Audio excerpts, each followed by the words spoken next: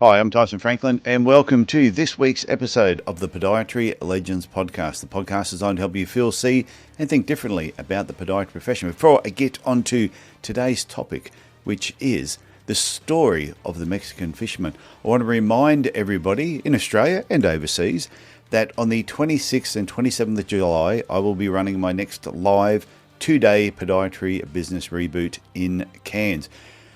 If you want to find out more details, you can go to podiatrylegends.com and just click on live events, or go to my website, tysonfranklin.com, and click on events there. And I truly believe that this is the best 2-day podiatry training program in the world. Nothing even comes close.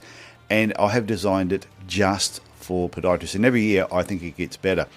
So if you want to give your business the boost it needs, or if you're even considering starting a business, block out the dates, the 26th, 27th of July, put it in your schedule now. And I guarantee you 100% you will love it. And if you don't love it, I'll give you twice what you paid. That's how confident I am. So go to podiatrylegends.com, click on live events, or go to tysonfranklin.com and just click on events there.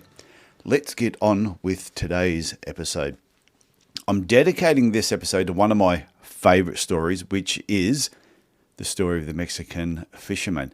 And it contains a very important life lesson about productivity, creating lifestyle by design, and sometimes the pointless pursuit of more, and asking ourselves why we do what we do each day, and does it align with your end goals? As you listen to this story, I want you to reflect on where you are today and where you would like to be in the future, maybe the next 5, 10, or even 20 years from now. The story itself revolves around two characters: the Mexican fisherman and the American investment banker. Also, I want you to think about which one you currently are and which one you would prefer to be, the Mexican fisherman or the investment banker. And think about what you would need to sacrifice to live the life of the American investment banker, or what you would need to give up or not pursue to live the life of the Mexican fisherman. Here's how the story goes. An American investment banker was at the pier of a small coastal village in Mexico when a small boat with just one fisherman docked. Inside the small boat were several large yellowfin tuna. The American complimented the Mexican on the quality of his fish and asked how long it took him to catch them. The Mexican replied, "Only a little while." The American then asked why didn't he stay out longer and catch more fish. The Mexican said he had enough to support his family's immediate needs and didn't need any more. And the American then asked, "But what do you do with the rest of your time?" And the Mexican fisherman said, "I sleep late, I fish a little, I play with the children, I take siestas with my wife Maria, stroll into the village each evening where I sip some wine, play the guitar with my amigos, and I have a full and busy life."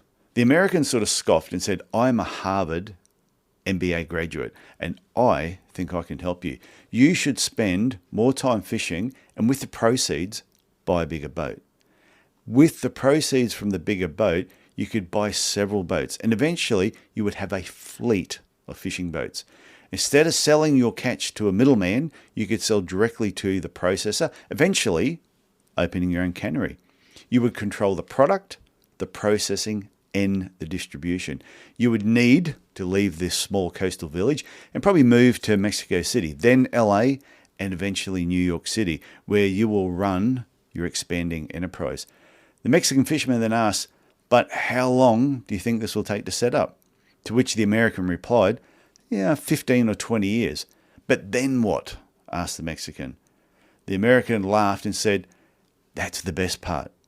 When the time is right, you would announce an IPO and sell your company stock to the public and become a very, very rich man.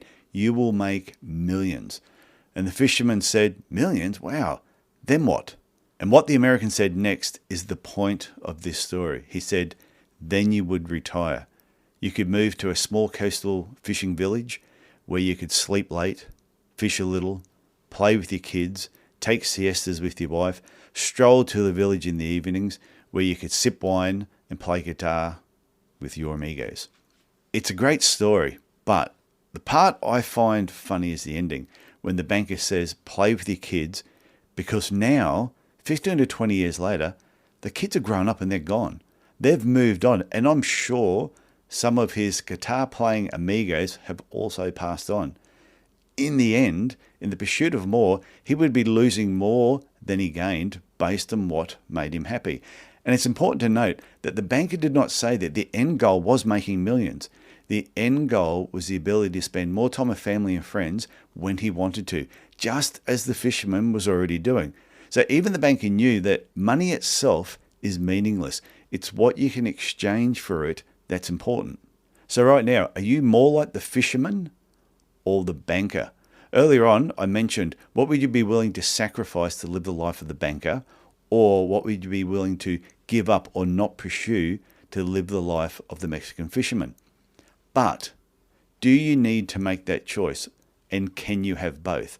I think that's a really good question, and I think you can have both as long as you're in touch with both your business and your lifestyle needs. There will be times when your business and your team need you to act like the banker. They'll need you to put in longer hours than usual, show leadership, give them direction. But then there will be times you need to put your sombrero on your head, chill out under a shady tree and drink a cold Corona, metaphorically speaking, of course, and enjoy what you've achieved and everything life has to offer. As you progress through your career, you can fluctuate between the fisherman and the banker, especially as you reach certain milestones and goals in your life. If you find yourself in banker mode too often, more often than you'd truly like to be, you will feel an uneasiness within you. And if you wear your sombrero for too long, when you know that you should be working and doing more, it will also cause that same uneasy feeling. And this is why you need to be constantly asking yourself, why? Why are you doing what you do each day? And as a friend and past guest of this podcast, Deb Johnson would say, and for what purpose? Deb always challenges me with this question. Tyson, for what purpose? Think about the fisherman.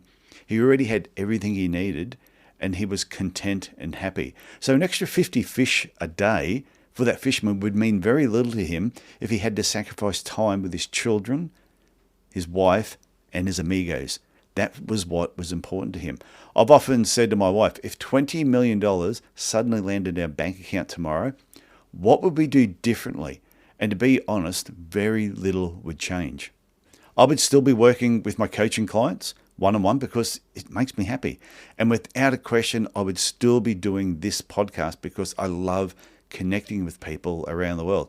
However, instead of doing my interviews via Zoom, I would probably fly my guests to my multi-million-dollar private recording studio in Cairns. And I'm sure some of the podiatrists that have turned me down in the past would be throwing their hands up in the air for a free trip to Cairns. But on a serious note, not a lot would change other than overindulging in things I don't really need. And this can sometimes be the trap, or what we call the rat race, that we fall into. The rat race is often described as self-defeating, blinding you into chasing that which may already be beside you. How many times have you not attended an event, or you've passed on spending time with family and friends because you're working hard to spend more quality time with them in the distant future? I did this for many years until it was pointed out to me. Someone asked me once why I work so hard, and my response was so I could spend more time with my family. You can see how that sometimes doesn't make sense. Soon after that comment from a friend, my daughter, who was about 4 or 5 at the time, asked me why I was away all the time. And this was actually on a phone call. And she said, "Daddy, why are you away all the time?" And this was at a time when I had multiple clinics around the state of Queensland and I was doing a lot of travel. Her question broke my heart. And it was right at that moment that I made the decision that I was going to slow down, consolidate, and get my life back. We sometimes work longer hours to the detriment of our health in the pursuit of a lifestyle that we think will make us happy.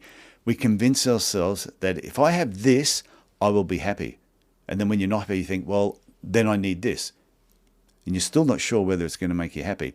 And as we make more, we buy more. The toys get bigger, they get faster, they get more expensive, and that cycle continues. Now, if you're doing that right now, you're working hard, you're buying bigger and more expensive toys, and you are absolutely loving it, then don't stop. I think you should keep riding that wave of enjoyment for as long as you can, because I did it for years and I loved every minute of it. But at some point, you've got to step back. reflect on your achievements and ask the question, why and for what purpose? If you know your why and for what purpose, and it still excites you, then keep heading down that path and don't let anybody stand in your way, or don't let anyone tell you that you should stop. And the other reason I love the Mexican Fisherman Story so much is because a good friend of mine, who has also been a guest on the podcast numerous times, Dr. Jesse Green, often refers to me as the Mexican Fisherman because he knows I'm very happy and content with where my life is right now. Jesse and I talk at least once a week, sometimes 2 or 3 times a week. And every now and then, I'll run a business idea past Jesse, one that's been spinning around in my head for a while, and he will say, that's a great idea. But he also says, but you'll need to give up the Mexican fisherman lifestyle. Are you prepared to do that? And my answer is usually always no. And this is why you need to be surrounded by good friends and good mentors. You need to have good people in your life. People that will challenge your thinking and get you to think outside of the pursuit of more. Getting more patience, expanding and growing your business, making more money is actually quite easy. But knowing when to pull back and enjoy life and enjoy what life has to offer, well, I think that's far more difficult. I've had coaching clients who wanted to set up additional locations, and I'm a huge fan of growing and expanding. But when I have them weigh up the positives and negatives and ask questions like why and for what purpose, some choose not to pursue an additional location. And then later they have thanked me for having that discussion. And here's something else I'd like you to think about.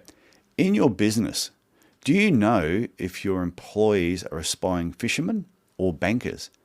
The reason you need to know this is because it will help you with productivity, employee satisfaction, and quality of life for both you and them. It's difficult to make a fisherman a banker and vice versa. It's hard to make a banker a fisherman. And would you prefer to have more fishermen or more bankers in your business right now? When I think about this, and I think about some of my past employees, some of them frustrated the hell out of me, while others were like an absolute dream to work with. And I came to understand that my fisherman employees were very happy and content. And time with family and friends, life experiences far outweighed anything that was materialistic over and above just a nice home and a nice car. If they had to choose, they would much prefer to go camping with family and friends than attend a podiatry conference. And trying to incentivize them with money never motivated them to work any harder. However, additional time off did. And I used to find this difficult to comprehend because at the time, I was a banker. And then on the other hand, my employees who were also bankers, who were motivated by money and what it could buy them, bigger cars, bigger houses, better holidays, etc., all the above, and they loved incentives, especially ones that related to making more money. And at the time, I loved working with my banker employees because that's exactly where my head was as well. So are you chasing fishermen or bankers for your business? Depending what you need in your business right now and where you are in life's journey, one will definitely be better suited to you. If you're a fisherman and you're very happy with where you are in life right now, you may prefer to work with other fishermen who will do exactly what is required in your business to keep the ship steady. However, you may prefer to employ bankers who will actually drive your business, and they will allow you to live the fisherman lifestyle where you don't actually have to work as much.